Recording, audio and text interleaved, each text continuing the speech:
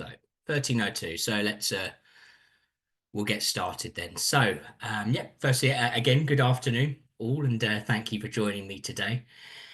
As our world becomes more and more digital, the need to protect our online presence has never been more vital. Charities of various missions, such as creating positive change and supporting the most vulnerable, face a particularly tough challenge with cybersecurity due to tight budgets, resource limitations, and lack of knowledge. And today is about understanding why cybersecurity is not just a technical issue handled by technical people, but it's a strategic imperative for all charities, regardless of their size, which should be embraced by all of its users and members. Now, my name is Joel Hogan. I'm the Customer Success Manager at Charity Digital. So for over 7 years, I've been providing support to charities in a number of ways, from frontline support, such as live chat and email, to delivering consultations, webinars, and focus groups. And just want to introduce in the background my colleague James, who will be looking after any of the technical stuff in the background today as well. So if you have any issues with the video whilst during the presentation, feel free to message James Corcoran in the background. So today, let's upskill ourselves on the importance of cybersecurity and see what help is available too. So agenda time. I'm going to speak a little more about what cybersecurity is as a basic overview. I'll then talk about the risks about and challenges involved with cybersecurity as well. I'll list some quick wins to help you with your cybersecurity that you can implement as soon as we're finished today. So we do like those. And also we'll be looking at some cybersecurity solutions that you may want to consider, including options available at a charitable discount as well, which is always important. I'll then advise the steps on what to do in the event of a cyber attack, some very basic steps. Obviously, there's a lot to go through today, so a lot of it will be oversimplified, but there's plenty of other information out there to really take a deep dive. And we'll also be looking at providing some useful links as well to take away today. And I also wanted to briefly touch on the importance of using professional email domains. So if any one of you joined me on that before, I love talking about this topic at the moment because not many of our smaller charities and anything like that don't understand the importance of it. So we're going to take a look at that again today as well. So without further ado, let's look at cybersecurity as a basic overview first. So cybersecurity is the practice of protecting computers, servers, networks, data, and other digital assets from malicious attacks, unauthorized access, damage, or theft. It involves safeguarding information through various methods. So cybersecurity protects digital systems, networks, and data from threats. It also ensures personal and financial information remains insecure, maintains continuity through disaster recovery, and can help meet compliance laws as well, which is very important. We all know favorite letters, GDPR. And so cyber criminals, so how they operate. So they operate by using a variety of techniques. Some of these we will be talking about in sort of later in the slides. But the goals are to exploit, steal, or disrupt. So cybersecurity is vital for protecting digital assets, ensuring smooth operations, and maintaining trust with the people that we serve. Now, technology is so ingrained in society now that we must have cybersecurity to protect that which matters most to us. So this could be professionally or personally as well. So let's take a look at some of the risks as well. So data, let's start, we could just go through this list here. So data breach, it's an incident where individuals gain access to sensitive, confidential, or protected information. This could happen as a result of a cyber attack or a user inadvertently sharing sensitive information with external companies or users. I'm sure we've all perhaps come across that at one point in perhaps some of the roles that we've been involved in the past. So it could be, for example, such as accidentally sharing a list of contacts that would have been emailed maybe via BCC instead, something like that, maybe something simple like that. So data breaches can occur in so many areas, businesses, government, healthcare, education, you name it, it can be everywhere. Now, phishing attacks, cyber criminals will try to trick you into giving away sensitive information, such as passwords or credit card numbers. They'll try to appear as a legitimate source, such as a bank or a website that you trust. The attack is usually in form of fake emails or messages that contain links to fraudulent websites or malicious attachments. Now, once a victim provides the information or opens the attachment, the attacker can steal their data or infect their device with malware. Now, malware is short for malicious software, which is designed to harm, exploit a computer system, network, or device. Now, speaking of malware, so ransomware is a type of malware, and it's the most popular form of attack used by cyber criminals. It encrypts a victim's files or locks them out of their system, making their data inaccessible. And this leads to the attacker demanding a ransom payment most of the time. Now, usually they require payment via cryptocurrency, is usually a very common term. And in most circumstances, complying with the cyber criminal usually means they take your funds and then don't even unlock you anyway. In most cases, that is. Now, along with the approaches and solutions I'll be talking about today, it's important that charities regularly back up their data to avoid scenarios like this. Now, with third-party risks, recent research from TES found that 7 in 10 charities outsource some or all of their IT, and most charities will have volunteers or employees that use their own devices. I'm sure so many of you today have that type of scenario. So many different people having access to a network, it is vital that charities rely on cyber protocols to limit threats. So firewalls, virtual private networks, or VPNs, as we all know them now through the mound of YouTube adverts I'm sure we've all seen for VPN protectors, and multi-factor authentication are all great examples of tools that can minimize third-party risk. Now, social engineering, this is a real common one, and I wouldn't be surprised if most of you, I wouldn't be surprised if most of you have come across a version of this at some point. So it's basically cyber criminals will pose as a member of your staff or someone you work with, asking you to do tasks for them. A famous one is perhaps purchasing gift cards. Perhaps your CEO or someone you know is asked you to, someone is posing as someone important in your organization. It's asking you to purchase gift cards. That tends to be a popular one with social engineering. Challenges with compliance. So again, we've very, very briefly touched on it earlier, but we've all been facing for years now the challenge of GDPR compliancy, with some of us having to adhere to that rule a lot more stricter than others, although we should be all following the same guidelines. With this being particularly more challenging for charities that handle sensitive information, such as those in healthcare or any holding details of those that are in need. So yeah, that's always a challenge. And finally on this list as well, so non-cybersecurity mindsets. So cybersecurity is often a topic which is a pass the buck scenario. So in that, it should be all sorted by all one person. Now, although it is wise to hold maybe a single accountable person for training and go-to, cybersecurity should be thought about by everyone, really adopted as a culture around all your workplace as a whole. So there's some initial food for thought. So let's move over to some quick wins, or challenges, should I say. Got it in the wrong order today. So just double check that. Yeah, my quick wins are after that. Apologies for that.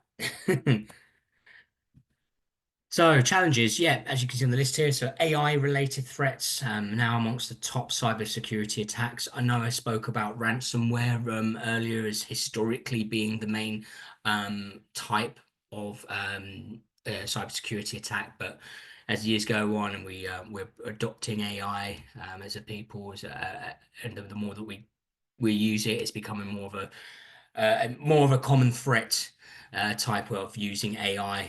For example, using AI to mimic celebrity voices or faces and then get them to perhaps sell something which they're not entitled to. Many famous people have come out against this as well. So yeah, that's one of the definitely the challenges of today.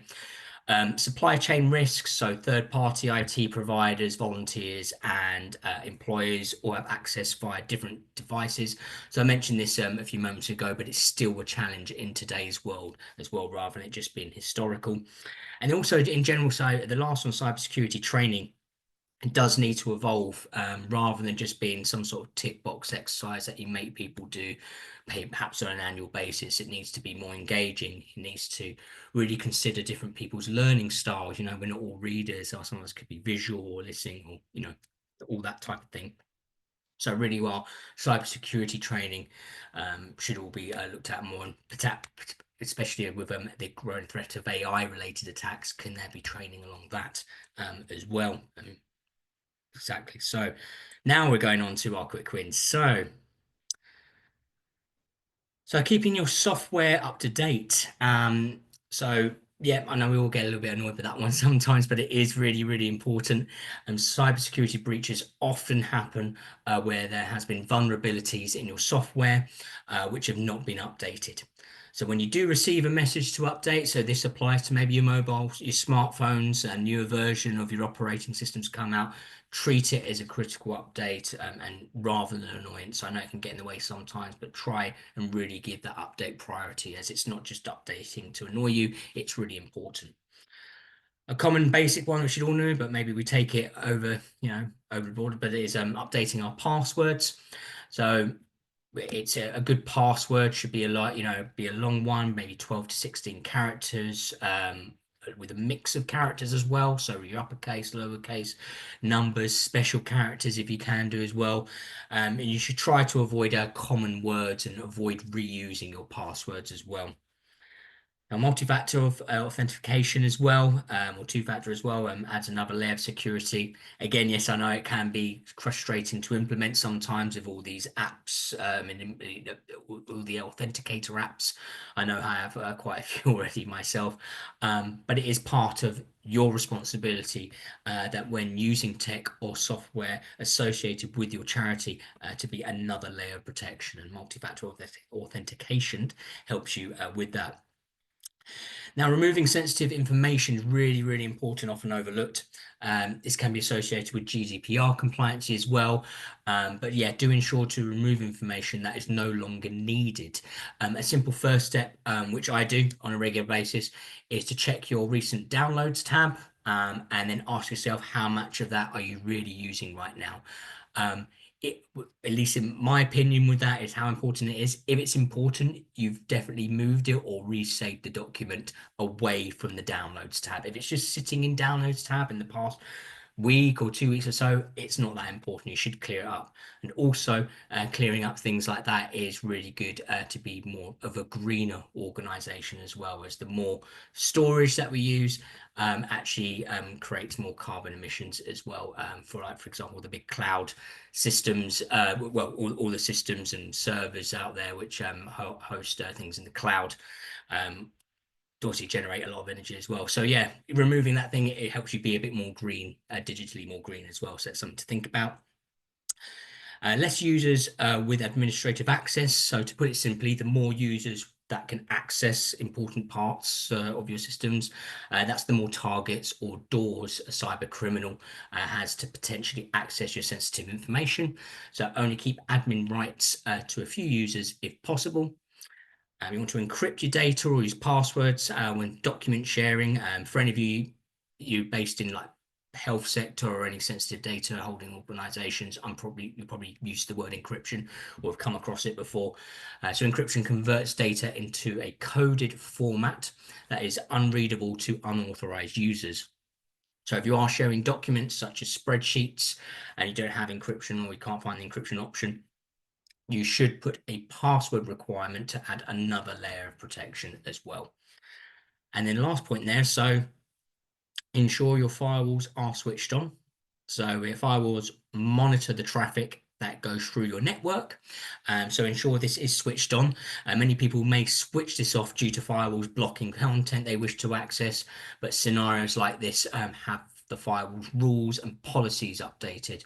So you really should be updating your policies and rules, not turning the firewall off completely. Just really avoid that if you can, and only do it with if you are working with an IT company, only with their say so. So cybersecurity to consider. So domains, which I'm going to circle back around a little bit more on later, but yeah, obtain your own domain, provide trust to your audience and external partners. So it gets glossed over a lot as well, and we're going to come back around to this later. But I think it's really having your own domain, and to put that in English, maybe on a basic level, is if you have your own email address for your charity, so you're not using Gmail, Hotmail, Yahoo, BT Internet, that kind of thing, which are BT Internet is very common, I find, in this sector. But yeah, it's something that's your own charity. So if you've got your own cat charity, for example, it will be, I don't know, Mrs. Mitten's cat charity.org, for example, could be your own domain. It really adds layers of security and trust, which we'll go through a little bit more later as well. Obviously, you want to compare. You consider software, so there's lots of options available, like endpoint and email protection are particularly useful. We're going to go through that in a moment as well. Training, so there's lots of free information available about being more cyber secure. The National Cybersecurity Centre are great, and it should be your first stop shop for anything sort of cybersecurity related when you're looking for pure advice for them or anything like that. Obviously, Charity Digital, we ourselves we provide guidance and various articles on cybersecurity on a regular basis, as it's something we strongly believe in. But yeah, there's also that's some free information out there, but there's great tools out there which if you have any budget to invest in, like Know Before is a really great piece of software where it customizes the level of training that it provides to you and your colleagues depending on their answers to an initial quiz that is sent out. So I really like that. It's quite customizable. It's a really cool bit of software. Then also hardware as well. If you are in your own premise and you need to develop, you create your own network, then you might want to look at cybersecurity hardware like Cisco as well, which I can circle back on into a few moments. And yeah, just wanted to share this little slide, which I kind of dived into a little bit recently. I thought it might be useful. So we found that charities in the past few years spent under an average of just £30 per year on cybersecurity software via Charity Digital.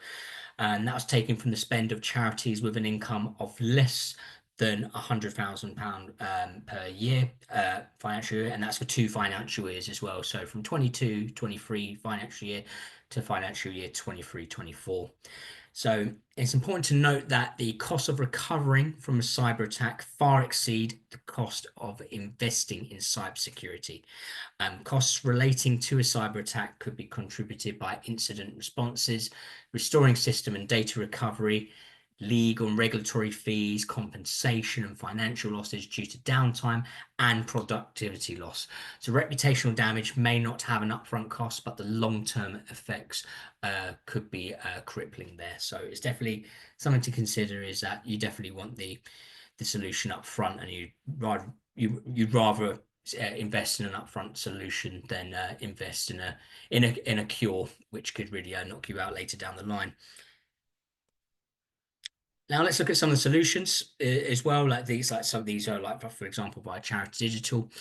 So we'll start with Avast. So you see Charity Digital talk about Avast a lot, and for good reason as well.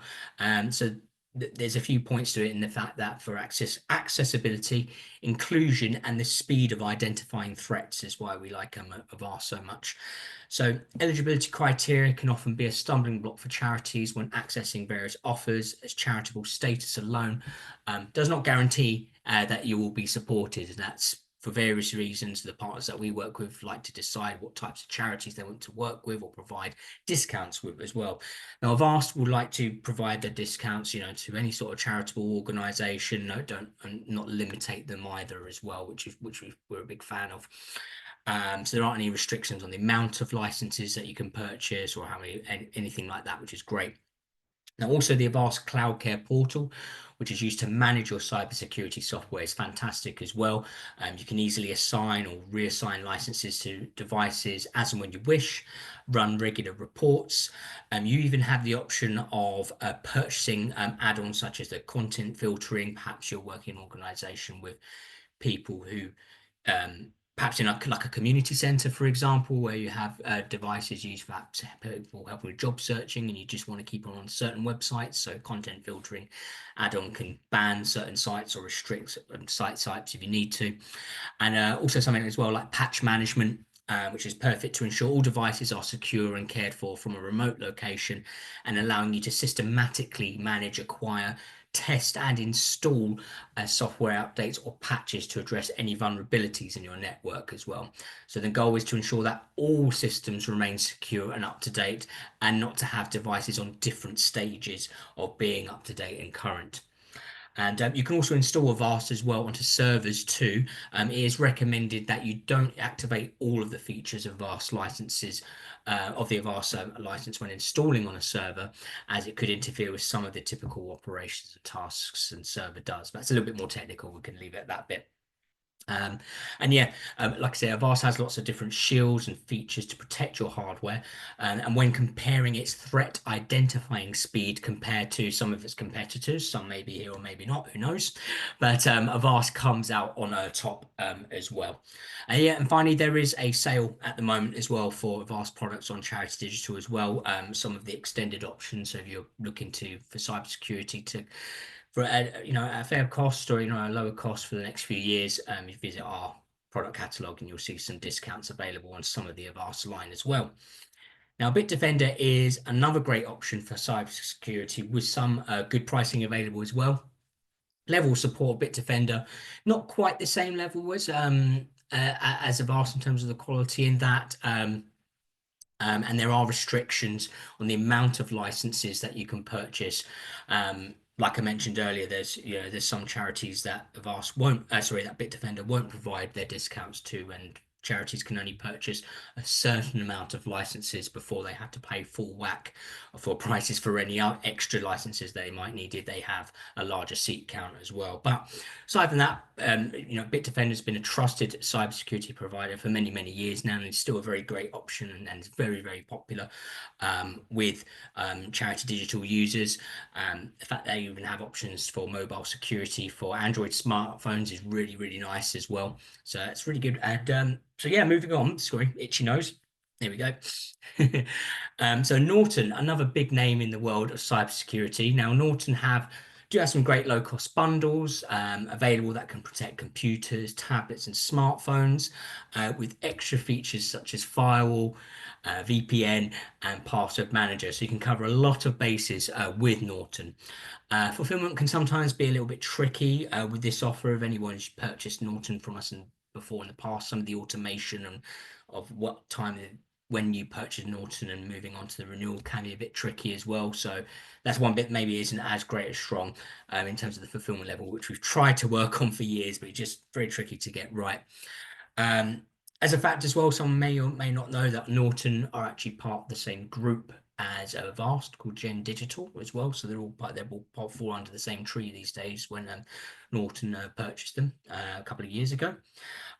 Also with Norton as well, there's an eligibility restriction regarding the quantity of licenses that you can purchase as well. So really, Norton is ideal for smaller charities as well, but if you've got lots of seat, may not be the best option for your endpoint protection. Now, Microsoft as well, moving on, obviously we all know them. Lots of different aspects of cybersecurity to Microsoft offers. They have some products called, for example, Microsoft Azure Active Directory, which is essential a component for securely managing identities and accessing the cloud. And it ensures that only authorized people can access specific apps and data. Microsoft Defender, which you may have come across before, is often automatically installed on devices when you first purchase them sometimes. So it's a great security tool that comes with email protection as well as antivirus as well. And there's something called Microsoft Intune, which is very similar to the Azure Active Directory, but what it does, it helps you manage and protect devices and apps that your employees and volunteers use. And it helps you set policies and rules for how devices such as phones, tablets, and laptops are used, and helps you control which apps can be installed and used on these devices. Now, the reason I've kind of squish them all together, I would say in that example for Microsoft, all those three of those, is that they are all included in a subscription, which many of you may have come across before or might be using already, called Microsoft 365 Business Premium, which has an extremely generous discount for charities. So these should be accessible to you, or at least I hope so. Um, so definitely have a look out for Microsoft 365, as you do have some really good Microsoft 365 Business Premium, should I say specifically, has some of the things mentioned today, and it's a good option for cybersecurity.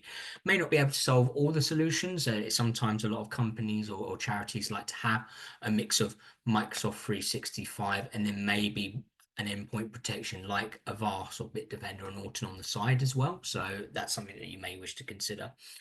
Now, Acronis, lastly, is another cloud-based cybersecurity solution with various levels of security requirements available. So from anti-malware and remote device wiping to automated patch management. Now, the options for cloud backup are particularly worth looking at if you're using Microsoft 365 or Google Workspace. I would say that Acronis, when it comes to backup, probably their speciality is designing backup solutions. And well, they basically, to put it simply, cloud backup is used to create backups of data, which is essential for not just cybersecurity reasons, but the general health of your charity as well. We should be backing up our data regularly in various stages, depending on how often data is updated as well. So in an ideal world, we'd like to back up everything, but really it's about backing up your data at various times, depending on when that is. Just next slide, just a couple more points on that. So moving on to just lightly touching on Mail Shell. So I touched on email protection, for example, is a feature of Microsoft. If you're not using Microsoft, many charities use Google for their free offers. A super low cost option for anti-spam is Mail Shell. It could be an option for those using Gmail or, like I said, or some other type of mail that isn't Microsoft. Actually, it's not a full cybersecurity solution, but just a small part of it, but could be useful if you're having problems with spam. And Dashlane, many organizations will have one device shared by multiple people, perhaps those with obviously a lot of you that use volunteers. In this instance, password storing tends to happen. Now, with passwords, you want to save them securely rather than on a Word document, or definitely not a piece of paper or anything like that. But there's a discount code available that will provide a 50% discount on Dashlane business subscription for 2 or more users. So it's a world-renowned, reliable password manager and password generator as well. So if you're a charity that does need to do that with passwords, you might want to look them up. And finally, I briefly touched on them earlier, but Cisco products are used to set up internet connections in a physical office. They are mostly hardware, meaning that they are physical items such as routers, firewalls, and switches. They do come with their software to manage that hardware as well. Now, if your group has or charity has its own office rather than work remotely, investing in safe network hardware like routers, security appliances, and switches could be essential. With Cisco being one of the world-renowned leaders for this as well. So if you don't have your own IT person to implement this, you should consider hiring a consultation to help with the implementation. They also do security cameras as well for premises as well. That's something that's often forgotten about as well. So it'd be quickly worth mentioning that. Now, moving on to how to react to cyber attacks. Now, there are 2 elements of cybersecurity that organizations need to consider around cyber attacks. So, preventing them from happening and reacting appropriately when they do happen. Now, the first is the most essential, as adequate cybersecurity will give you a high chance of never experiencing a cyber attack and never having to put the second element into action. Preventative measures are essential, and the more preventative measures you take, the better. But an unfortunate fact remains is that no one is safe from cyber criminals. Even the most tech savvy, even the most well prepared can fall victim to a cyber attack. And the best way to prevent serious damage is to ensure that you react quickly and efficiently, preferably enacting a plan that you have already devised. Now, in the event of a cyber attack, You must contain the attack, so disconnect your network from the internet to stop the attackers from taking more data. You should also put computers on hibernation mode, as ransomware can continue to decrypt data without an internet connection. And do not turn your computers off, though, as it may contain some evidence that you need to report your cyber attack as well. That's some people do go wrong on that part. And you also want to change passwords when you can, and then call the experts, work out the damage, inform the right people, and then your final step will be fixing the problem. So address the weaknesses in your setup and do revert back to your old approaches to cybersecurity. So just be careful not to do that. So how to report a cyber attack? So if you are attacked, ensure to report this to Action Fraud, the National Cybersecurity Centre, as well, National Information Commissioner's Office. And really important is to let those affected know too. Sometimes I've received emails from people with they've kindly let us know that an email from their network has been sent out incorrectly, and then people follow up to say that that was incorrectly sent. So it's your responsibility to do that and let people know. So let's talk about some useful links. So I just wanted to list a few useful websites and a piece of software outside of Charity Digital which you can find useful as well. Let's have a look. Yeah. So the National Cybersecurity Centre is an invaluable source for knowledge on cybersecurity, and particularly for charities. Now, I'd strongly recommend them, as I said earlier, that they're your first stop, should I say, for any query cyber related. They have lots of great free tools for you to use as well, such as web check for vulnerabilities on your website, mail check to understand the security of your email configuration, and the early warning tool, which can help you investigate cyber attacks, which can help you on your network by notifying you of malicious activity that has been detected.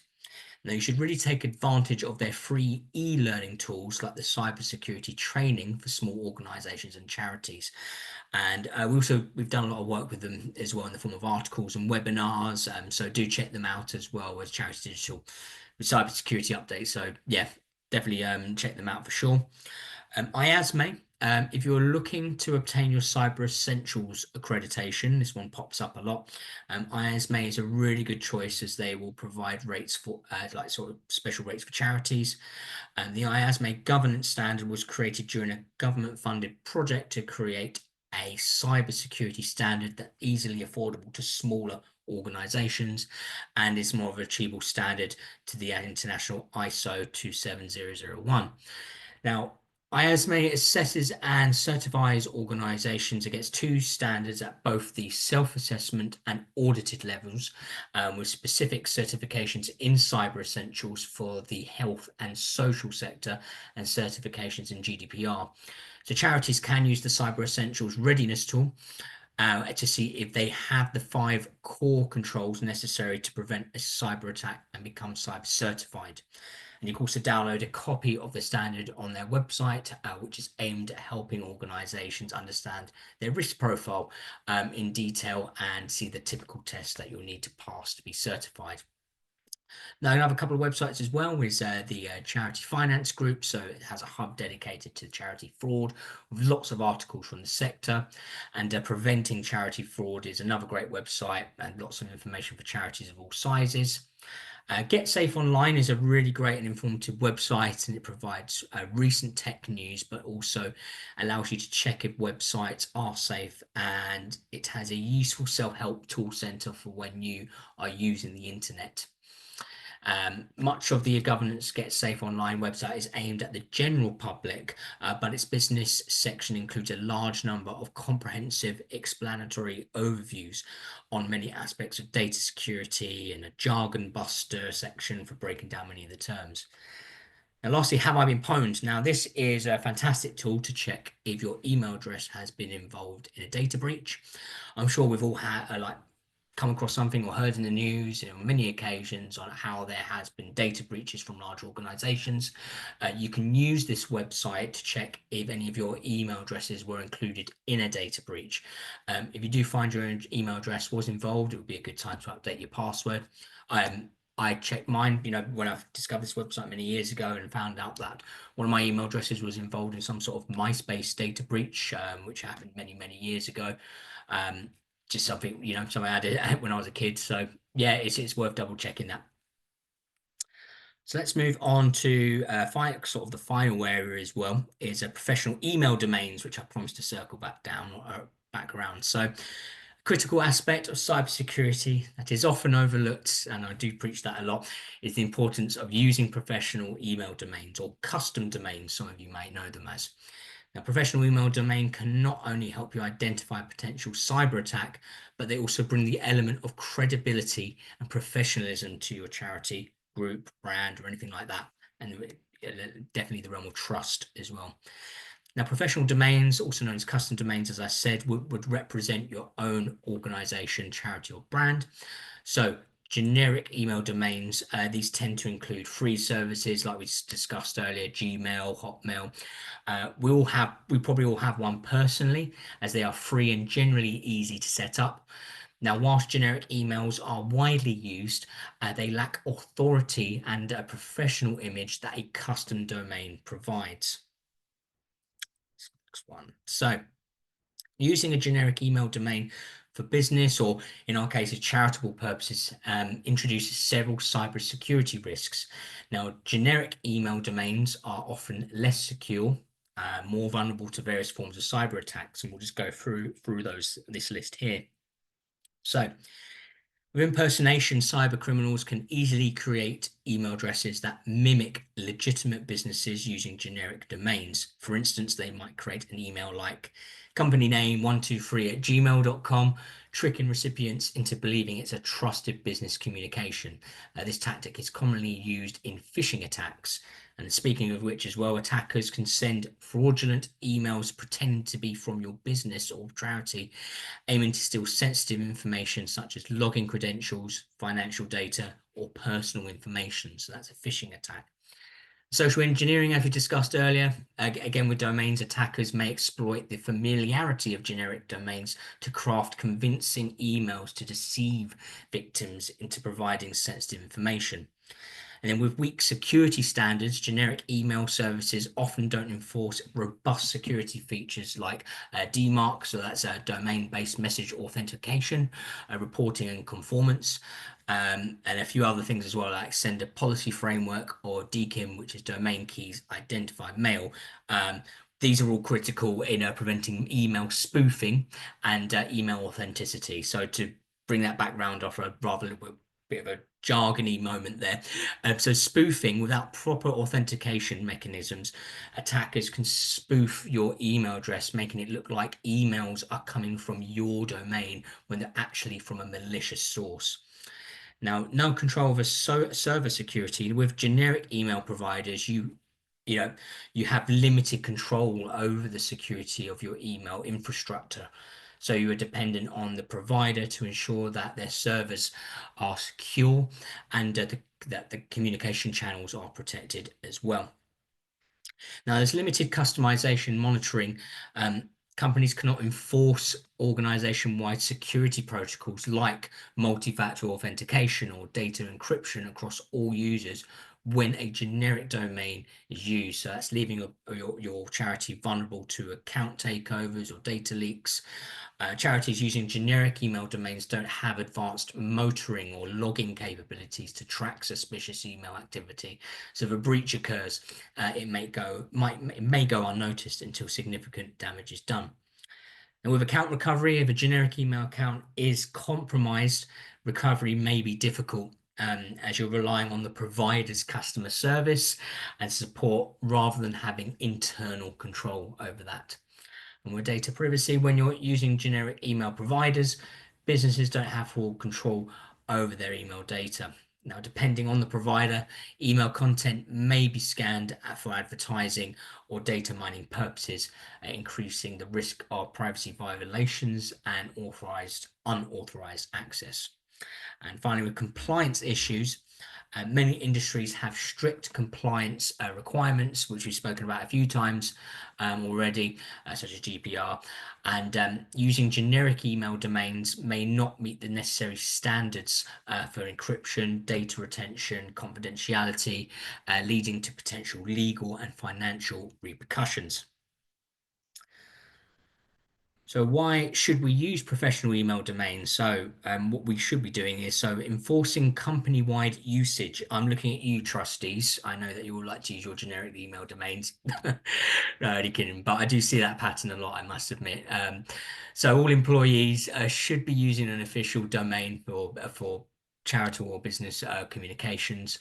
I also think trustees, like I said, should be considered for this as well, as there is a pattern of them maybe because they feel like they're not fully involved with the charity, they're on a volunteer basis that they can use their own generic email domains. But what we must watch out for is that trustee information is publicly available on websites such as the Charity Commission, and it is common for cyber criminals to take that information about and then try and pose as trustees. And if you are a charity that has trustees that uses generic email domains, then there's a high risk that a cyber criminal could use that type of pattern and pose as a trustee using a generic email domain such as Gmail quite easily. If your name is John Everyman, you could call yourself Johnny at gmail.com or John Everyman 123. There's so many different possibilities there. So strong security protocols, next point. So with a professional email domain, companies can enforce strict security protocols such as using domain-based methods or authentication as well. And some of the jargony things I spoke about earlier, like DMARC and DKIM to prevent spoofing. Now, with professional domains, organizations have full control over email configurations, including who even can create accounts, monitor activity, and apply company-wide security policies. And finally, and a big one there is trust. So I mentioned this a few times already, but having a professional domain will create trust both internally with your colleagues and externally as well with your users and your members.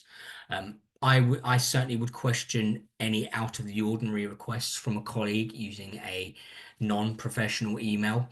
I would choose not to transact or interact with an organization that is using a generic email that I could create in a few moments online. It's just, unless it was via a service that offers a level protection such as PayPal, perhaps.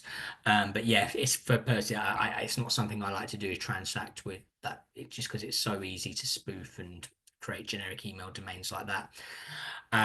There's a lot more I can say on this topic and any of the topics today as well, with email domains. But today's session is just trying to be as well-rounded as possible. Cybersecurity is such a vast topic, and I'm sure I've spoken a lot today already as well. So yeah, these are just some touching points, and for lots of points for you to have a deep dive yourself if you want to. But if you are looking to implement or purchase a domain for your charity, your best starting point would be the Public Interest Registry, or PIR for short.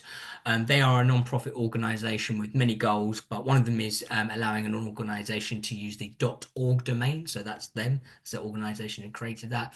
But they also work with lots of vetted domain registrars, allowing you to pick or work with registrars or purchase the domain that you need as well. So that would be a starting point. I really, really thoroughly recommend you look into purchasing or obtaining a domain for your charity if you don't have one as soon as possible.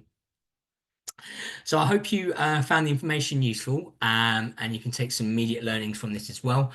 We've only just scratched the surface in the big world of cybersecurity, but I'm sure from the information I have provided today, there are lots of resources out there as well that you can take advantage of. So just going to take a look for any questions. And there's been a few. Let's have a look. Just looking for some of the intros here. There we go.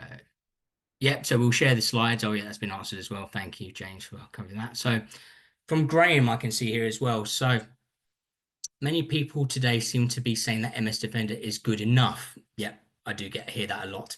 And there's no longer a compelling need to install the likes of Norton Avast, etc. thoughts, is there a side-by-side comparison that clearly shows that the additional software provides above MS Defender? What one thing that we so in terms of comparing something like Avast with Defender, we're currently working to get some comparisons at the moment, and we don't have that information just yet. We're waiting for some information, but there'll be ways or evidence where I spoke about how Avast are really quick at identifying threats compared to some of its competitors. That is that type of information that we will be coming across very soon in the future, and we'll be hoping to share with people. But in terms of you're right with people saying Defender is enough. I hear that all the time as well. I definitely think that in a lot of circumstances, Defender can be enough for those who are not working. Um, for something for personal use, I could understand that, but there are many reasons why Defender alone isn't enough. There are other, it depends on the type of data that's going in and out of your organization on a day-to-day basis, what type of people you're working with, whether you need extra level protection. It's, I don't think Defender isn't, I don't think cybersecurity is always a one size fits all as well. So there are many reasons why Defender isn't enough. And it's just about, like you said, exploring the comparisons why, and hopefully we can bring some to you very soon there, Graham. So I don't have the full answers right now, but definitely stay in touch with us about that. Have a look here, and one from Laurie. So what are your views on the antivirus software that comes with macOS? Okay, do you think this is robust enough, or do you think products like Avast or Norton should be installed on Macs? So I guess a lot of the famous joke with Mac users is that they don't need cybersecurity and all that because they're Mac users. They don't get viruses. I remember the joke saying, growing up as well. But software, whenever it comes to, is this enough to protect me or anything like that? There's only so much like the software or the tools can do. It actually really comes down to you. Like there are many organizations out there who are using much more lower grade software than perhaps organizations that have the money to spend on higher grade software, but they're still able to achieve their goals, or they're still able to remain cyber secure or meet GDPR compliancy. If you're on a Mac, definitely you may want to consider some sort of protection as well, particularly you know you still open emails on a Mac, so you might want to have a look at email protection, for example, on that. But yeah, I mean, definitely have maybe look out for some of these comparisons as well. But yeah, I can understand your question coming from Mac users. Like, do we actually need it? But okay. Another question here as well. Is it safe to forward an email from one business to another, not personal email address, for example, a trustee that works for the NHS? Um, it can be it can be a little bit unsafe sometimes, particularly like I say if it's a trustee that's working for the NHS with the kind of information that's coming in and out the NHS.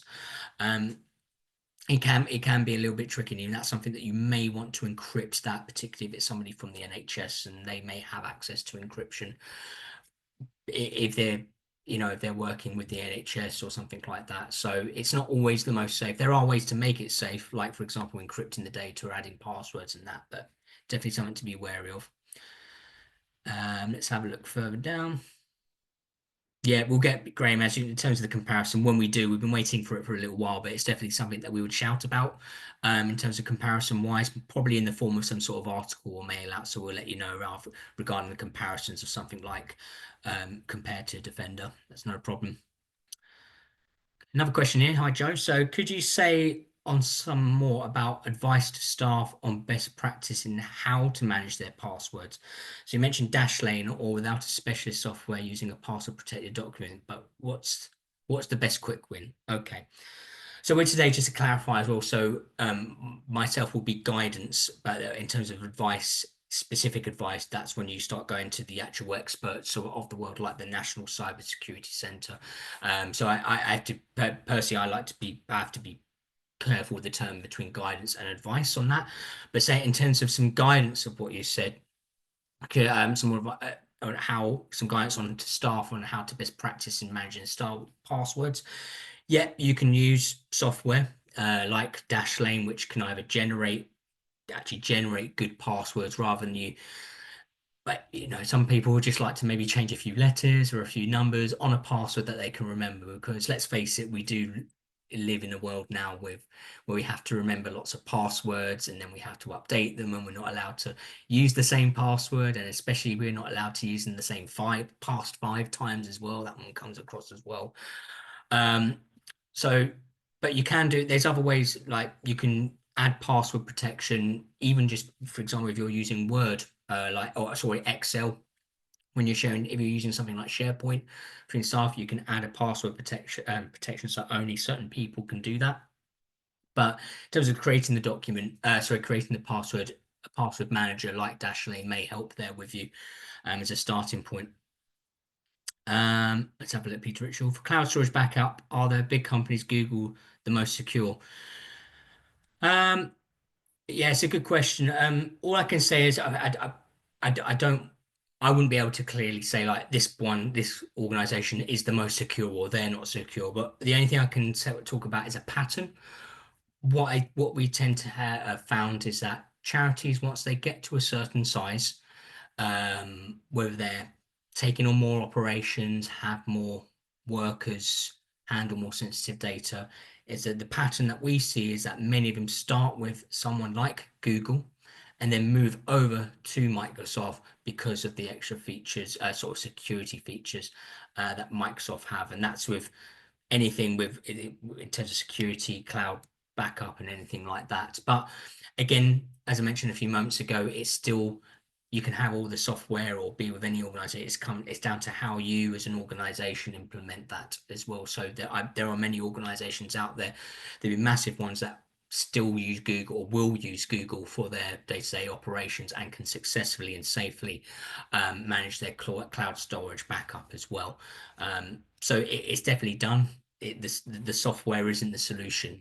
It's to help you reach the solution in that sense. So next question, is it a lot better to use an authenticator app rather than having security codes sent by text email? Yeah, good question. I think they're both useful for different ways. Maybe, I mean, I both use authenticators for some things, and in other ways I have sort of code sent as well, depending on what service I'm using, whether I'm using something that's a bit more financial. Also, I tend to find as well that with um, when you're receiving codes, sometimes you're not texted them for some reason. That happens to me sometimes. So at least I know with an authenticator app, it's just, and you know it's associated with that organization or tool that that number should work. So I wouldn't be able to say which is better, but I mean I like to use both for various reasons. But the authenticator is great, even if you don't have to, even if it does mean having multiple authenticator apps. Um, could you recommend someone for on-site company-wide training? Not specifically for someone for on-site wide kind of training as well. So we're living in a world now where obviously a lot of things are remote, and if you're looking for on-site company-wide training, that's going to push up your costs if you're looking for cybersecurity training. I would suggest your starting point with anything cybersecurity, like I said, is National Cybersecurity Centre. It's possible that they may work with some partners who provide sort of on-site cybersecurity training as well. But yeah, if it's the one challenge you mentioned, if it's going to be on site, that will most likely push any sort of pricings up as well. So if you are able to do it remotely, that might save your charity funds. But let's have a look anymore. One moment. I think that's it. I'll leave it a few more moments in case anyone has any more questions. I'll take a sip of water. So I've been chatting a bit. Thank you all, by the way, so much for the questions today. Really appreciate it. I hope been able to answer the questions as best as I could in terms of guidance and that as well. But okay, so oh, one more question here. Okay, so any tips for getting staff in a small organization to take up new security processes, better consider cybersecurity? Yeah, this is what we spoke about earlier, where sorry, I've got so I went a bit earlier on my slide there. Um, one second, sorry. There we go. Sorry about that. Actually, I've been a bit over the top. Yeah, I mean, this is what we spoke about earlier, where you want to everyone in the organization to adopt cybersecurity. There's a number of different ways. I kind of feel like people are more likely to take it seriously if they are more connected to certain roles in the company as well. For example, if it comes to your finance people who are looking after your funds, you would expect them to be more financial cybersecurity around the financial side of things as well. Um, there's ways that you could perhaps make it, you can incentivize the training. That's always a way to get it. You shouldn't really have to come down to that, but incentivizing training could be a good way to get people to do it as well. Um, whether it's to do regular training as well, perhaps it might even help.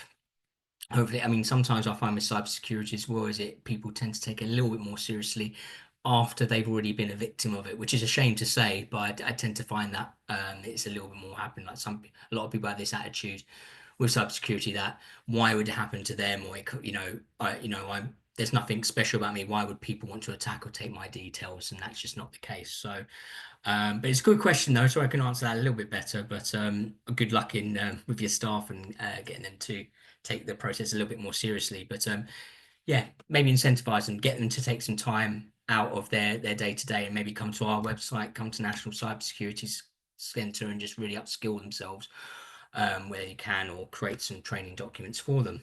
But okay, that will be the last question as we're right at the end now. But again, I'd like to say thank you all for joining us today. We have lots of events come up in the next few weeks, but the actual next webinar I double checked is actually the Building Financial Sustainability for Your Charity, which is on the 5th of December. But before then, we do have a few like sort of in-person events like roundtables and academies that are happening soon as well. So yeah, again, I'd just like to say thank you very much for joining me today. I hope you found the session useful, and hopefully see you again in the very near future. Goodbye for now. And also, before I go, please use I can't believe I forgot that. Please leave some feedback as well. Very naughty. I can't believe I've forgotten the feedback. So it really helps us, helps us improve things, such as reminding me to ask people to leave feedback. So yeah, if you get a moment to leave feedback at the end of the session, I'd be really grateful, both to me, see how we can improve things. But yeah, again, thanks in advance, and yeah, have a great afternoon. Thanks again for joining us today.